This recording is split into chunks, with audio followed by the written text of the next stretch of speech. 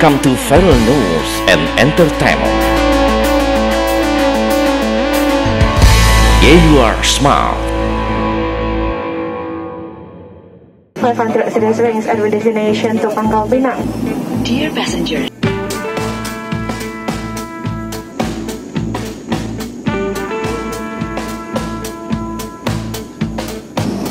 para penumpang yang terhormat, dalam waktu beberapa saat lagi kita akan segera mendarat di Bandar Udara Internasional Depati Amir di Pangkal Pinang. Provinsi Kepulauan Bangka Belitung merupakan wilayah yang dikenal sebagai penghasil timah terbesar di Indonesia sejak zaman penjajahan Belanda. Itulah sebabnya produsen timah di dunia tidak memandang sebelah mata terhadap kandungan kekayaan tambang di perut bumi serumpun sepalai ini. Dengan produksi timah terbesar di Indonesia inilah, maka Indonesia menempatkan diri di posisi kedua produsen timah terbesar di dunia. Meski demikian, timah yang merupakan komoditas unggulan itu, tingkat hilirisasinya masih dianggap rendah. Lalu mengapa demikian? Sebagai ilustrasi, wilayah konsesi pertambangan timah negara yang dipegang PT Timah Terbuka di sejumlah daerah di Kepulauan Bangka Belitung kini kian marak dijarah oleh para penambang liar yang tidak memiliki izin resmi. Untuk menjaga wilayah IUP atau IUP, PT Timah Terbuka meminta bantuan aparat penegak hukum, dalam hal ini pihak kepolisian dan Satpol PP, untuk menindak tegas terhadap penambang timah ilegal, termasuk melakukan operasi penertiban terhadap tambang ilegal, baik di darat ataupun di laut. Kepala Divisi PAM PT Timah Terbuka, Wing Handoko, kepada sejumlah wartawan cetak elektronik dan media online mengungkapkan, upaya penertiban kini gencar dilakukan demi optimalisasi pengamanan aset timah di wilayah IUP PT Timah agar pendapatan negara dari sektor tambang dapat dimaksimalkan. Sebenarnya, kebocoran pendapatan negara dari sektor pertambangan timah ini telah menjadi sorotan Ketua Komisi 7 DPR RI Bambang Patijaya. Bambang Patijaya ketika melakukan buka puasa bersama beberapa waktu lalu dengan insan pers di Bangka Belitung menegaskan, angka kebocoran itu mencapai triliunan rupiah. Kebocoran itu tertinggi di sektor penambangan liar. Selain itu turun andil juga para pemegang SPK yang menjual hasil tambangnya ke tengkulak, artinya tidak sepenuhnya ke PT Timah. Dari informasi itulah, tim Jurnal Arta melakukan penelusuran ke daerah yang disinyalir memiliki tambang timah ilegal terbesar di negeri serumpun sebalai ini.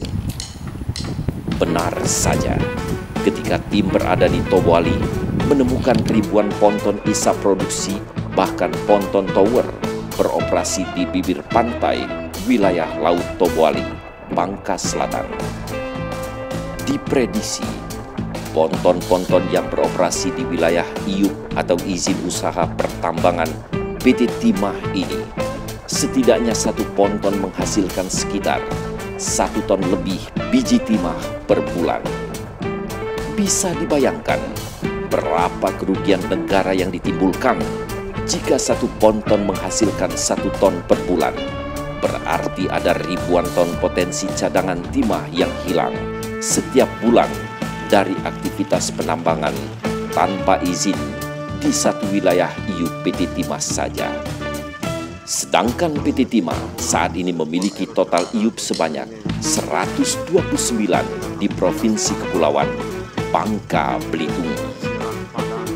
Namun yang menjadi pertanyaan, apakah para penegak hukum di wilayah ini tidak mengetahui adanya aktivitas tambang ilegal ini, mengingat operasional yang mereka lakukan di areal padat penduduk dan terbuka? Yang lebih memprihatinkan lagi, setiap dilakukan pengamanan atau penertiban, malah banyak yang tidak beroperasi Itulah mengapa muncul dugaan adanya kebocoran informasi apabila ada tim gabungan yang akan datang untuk menertibkan aktivitas penambangan ilegal. Tim Jurnal Arta bahkan mendapatkan pengakuan dari salah seorang warga setempat yang enggan menyebutkan namanya. Dia mengaku bahwa wilayah TI ada koordinator yang berhubungan langsung dengan oknum. Itulah sebabnya informasi adanya gerakan razia selalu mereka ketahui sebelum operasi penertiban berjalan. Menyikapi hal itu, Wing Handoko menegaskan PT Timah Terbuka akan terus melakukan pengamanan dari tambang tanpa izin di wilayah IUPT Timah seperti di Bangka Barat, Bangka, Bangka Tengah, Bangka Selatan, dan Belitung. Semua wilayah IUPT Timah Terbuka akan kita jaga, jadi semuanya akan kita amankan. Ini dilakukan secara terus-menerus ke seluruh wilayah IUPT Timah. Dan ketika ditemukan penambang ilegal ini, maka biji timah akan diamankan karena itu merupakan aset IUPT Timah. Tegas Wing Handoko.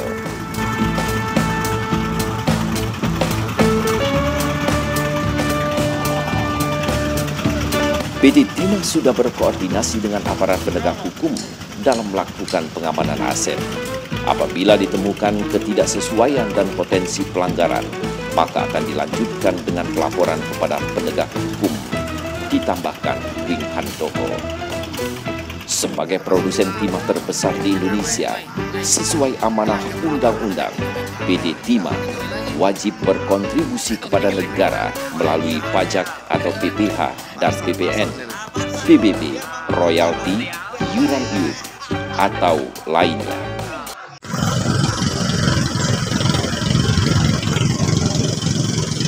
Razia tim gabungan dari Polairut dan AL pagi hari ini untuk menghentikan aktivitas tambang laut di pesisiran Padang, nelayan dan sekitarnya, sehingga petugas melakukan 2 tembakan peringatan kepada para penambang untuk menghentikan aktivitas tambang laut, sehingga dengan bergegas para penambang untuk berlari dan menghindar dari kejaran para tim pengamanan gabungan. Kontribusi produksi dividen dan biaya masuk, termasuk juga dana tanggung jawab sosial perusahaan, nilainya pun mencapai triliunan rupiah tergantung pada produksi dan ekspor. Wing Handoko juga mengungkapkan bahwa akibat aktivitas penambang inkonvensional atau penambang yang liar yang tidak berizin tersebut, pemerintah Republik Indonesia kehilangan potensi pendapatan yang mencapai 58 triliun rupiah lebih dalam kurun waktu kurang dari 3 hingga 4 tahun. Total kehilangan dalam kurun waktu tersebut mencapai sekitar 58 triliun rupiah lebih yang meliputi 2,675 triliun rupiah dari wilayah PT Timah Provinsi Bangka Belitung dan 34,405 triliun rupiah dari wilayah luar PT Timah. Untuk itu dibutuhkan tata kelola timah agar ekspor ilegal berkurang serta rakyat menjadi terlindungi seperti arahan Presiden Republik Indonesia Joko Widodo terkait penambangan timah ilegal di Provinsi Kepulauan Bangka Belitung. Selain membuat tata kelola penambangan, pengolahan, dan perdagangan timah yang baik, Presiden juga meminta Menteri BUMN mempelajari penugasan khusus PT Timah untuk bermitra dengan pertambangan timah rakyat dan menyerap produksinya, serta meningkatkan kemampuan PT Timah untuk membentuk stok timah dalam rangka mengendalikan harga. Arahan terakhir yaitu meminta kepada gubernur dan pemerintah pusat untuk mempelajari kemungkinan memberikan izin usaha penambangan timah oleh rakyat yang telah ada, terutama di laut dan di lokasi usaha pertambangan yang telah berakhir.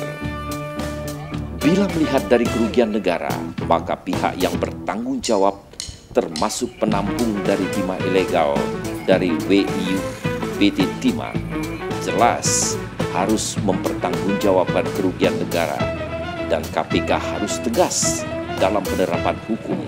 Bahkan BPK menghitung kerugian negara yang ditimbulkan. Pihak kepolisian dan Kejaksaan Tinggi dituntut jeli dalam penanganan hukum, sehingga ada pertanggungjawaban untuk para cukong nakal. Dan bukan hanya para penambang saja yang bertanggung jawab, sedangkan para cukong bebas dari jeratan hukum. Semoga ke depan Provinsi Kepulauan Bangka Belitung, terutama aset pertambangannya, bisa diselamatkan negara.